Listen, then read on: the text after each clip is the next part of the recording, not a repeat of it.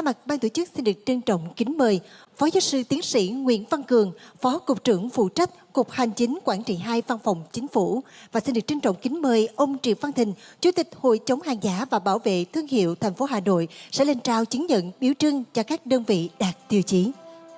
Xin được trân trọng kính mời hai vị đại biểu.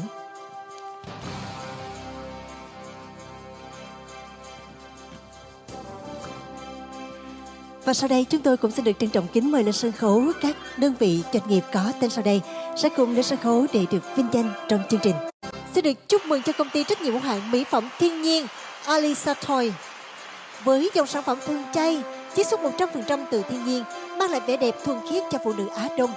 Sắp tới, Alisa Toy sẽ cho ra mắt sản phẩm chăm sóc da mặt dành riêng cho nam giới, đã và đang kết nối được nhiều khách hàng tiếp cận dòng mỹ phẩm thuần chay và tạo được công ăn việc làm cho các chị em phụ nữ dân tộc thiểu số tiếp cận với mô hình cửa hàng lưu động 4.0.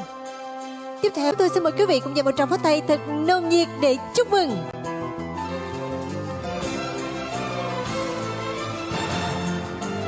Một lần nữa xin được chúc mừng các